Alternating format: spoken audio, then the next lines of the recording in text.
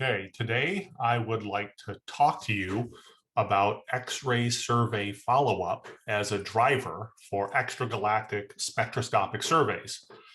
We have been blessed in X-ray astronomy over the past 2 decades to have a number of very powerful X-ray surveys missions, ranging from the Chandra X-ray Observatory to XMM Newton to NuSTAR, and then most recently to eROSITA and ARDEX-C.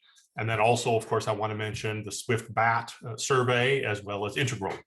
These facilities have conducted a number of wonderful X-ray surveys. Just a few examples of them are shown here. And these have detected thousands or tens of thousands or even hundreds of thousands and soon to be millions of X-ray sources, most of which are accreting supermassive black holes out in the distant universe.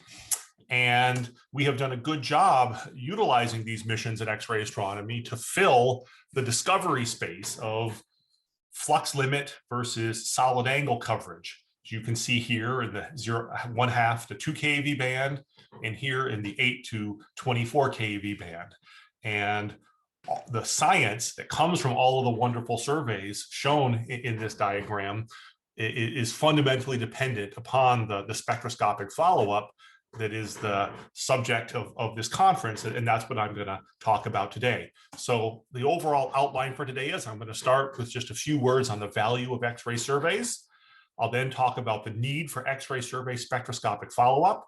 I'll talk about some successes of that follow-up, and then I'll talk about some remaining challenges. That's the overall game plan for this talk. So let's start on the value of X-ray surveys. So X-ray surveys are truly wonderful at selecting active galactic nuclei, or AGNs.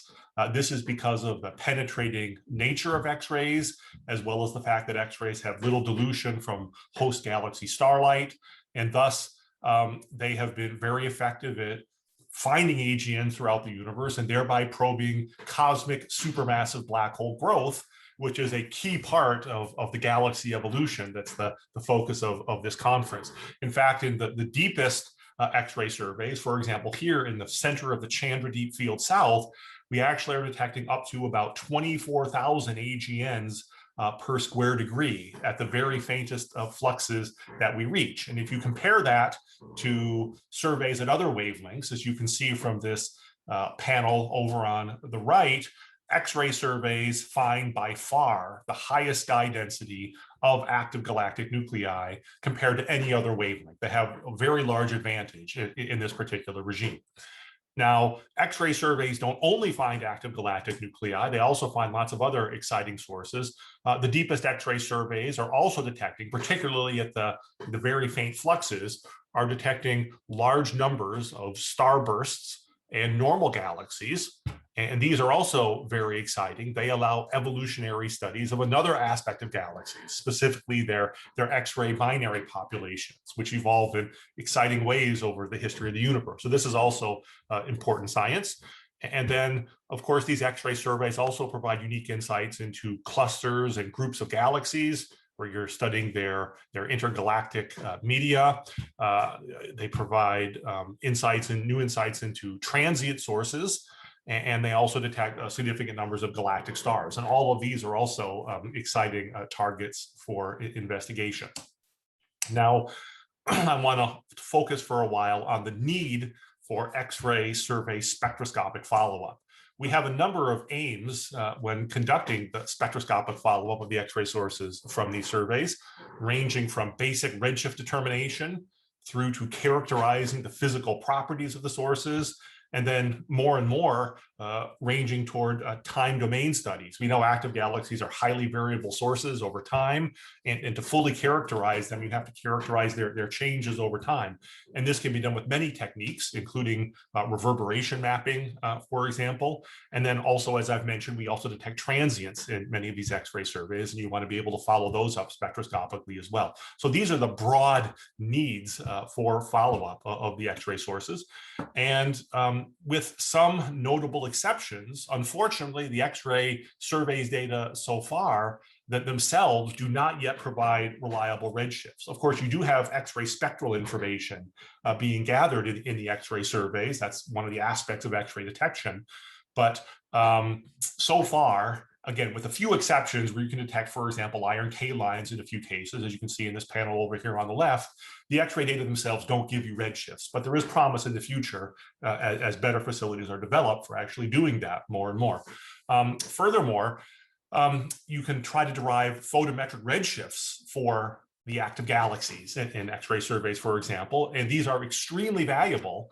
But unfortunately, they are not as reliable or as precise for the non-active galaxies because AGN just have often fundamentally more complex spectral energy distributions than normal galaxies and are harder to model in photo-Z fitting. Nevertheless, we have had some significant success, as you can see from this panel on the bottom is just one example of photometric redshifts for active galaxies. You typically can get accuracies of I don't know, a couple percent up to maybe 10%, depending on the quality of your photometric data. And you typically have catastrophic outliers ranging from kind of 4% up to 10% or 15% of the sources. Now, the type 1 AGNs I'll mention in passing are even tougher.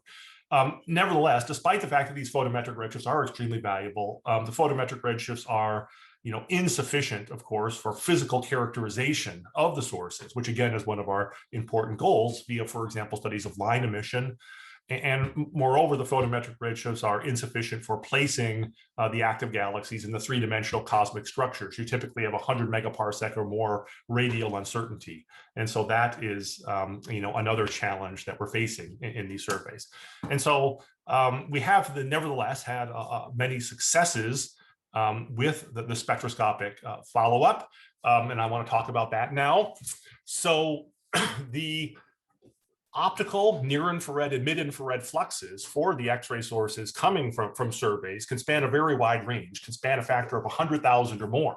And you can see that here with this diagram. This is just for a single survey in the sky region around the Chandra Deep Field South, surveying about 4.5 square degrees. And you can see the X-ray sources we're detecting there span, well, at least 10 magnitudes, or more than 10 magnitudes in optical flux, from brighter than 15th magnitude down to 26th to 28th magnitude.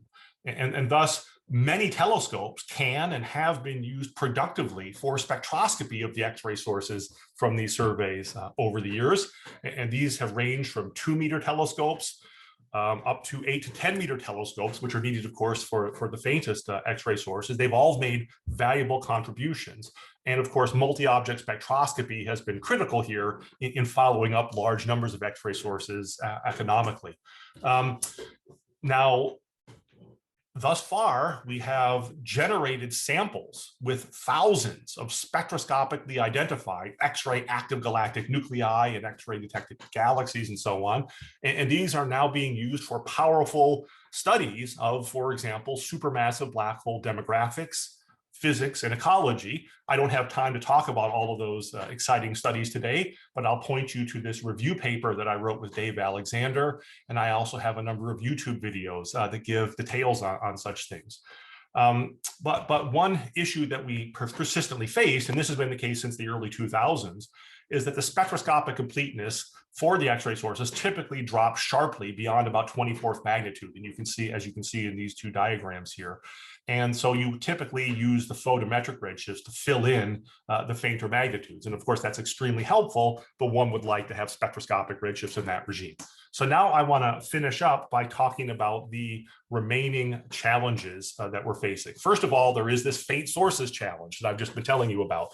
The 24th to 28th magnitude sources have been a fundamental bottleneck for about 2 decades, and they ultimately limit the science from these billion-dollar class X-ray observatories.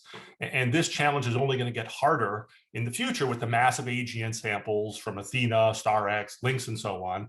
And of course, we're greatly looking forward to advances from the ELTs and from JWST. And you can see these are going to be critically important in filling in the kind of redshift 2 and beyond moderate luminosity AGN population is one key place where we expect to find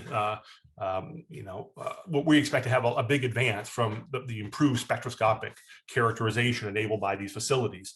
That's going to be one place we're going to have a big advances. Furthermore, pushing to the very highest redshifts is going to be critically important. Another challenge, of course, is just the large numbers of X-ray sources we find in these surveys. When you generate tens of thousands or hundreds of thousands or even soon millions of X-ray sources, it's just a big job to get spectra of all these things. That's often the rate limiting step toward extracting science, the exciting science. One example I just want to mention is the 5 megasecond XMM survey, XMM serve survey, which we've just recently completed. This is a very powerful survey. We found about 11,000 AGNs in the LSST deep drilling fields. And fortunately, there are these powerful facilities. Devils is already getting spectra of these fields. Moons, PFS, and foremost waves will soon be getting spectra in these fields. And I very much encourage people, if you're doing spectroscopic surveys in the LSST deep drilling fields, to include the X-ray sources. We'll be happy to work with you to make sure that these can get followed up. Of course, this is going to be even larger with facilities like eRosita. This is this eFEDS survey from the eRosita folks. It's just covering 1/1000th of the sky. Here they have 5,000 X-ray sources. They expect to have about 3 million X-ray AGNs over the entire sky, and facilities like Sloan 5 and foremost surveys 5, 6, and 7 will be critical in extracting the science from all of these X-ray sources as well. And then finally, I just want to mention the challenge of time domain. As I said, this is an increasingly important aspect of follow-up studies. And in the deep drilling fields, the LSST deep drilling fields, we are already starting to do reverberation mapping of X-ray AGNs with Sloan 5, and this will soon be being done with the foremost survey. And the idea here is we'll be able to obtain direct supermassive black hole masses for hundreds of X-ray AGNs in these fields. And we also will be able to study BAL variability and reddening variability and changing look quasars and so on. And of course, the Rubin Observatory will provide outstanding supporting photometric data for these reverberation studies as well. So this is another critical challenge for the future. And since I'm tight on time, I will finish up there. And thank you very much for your attention.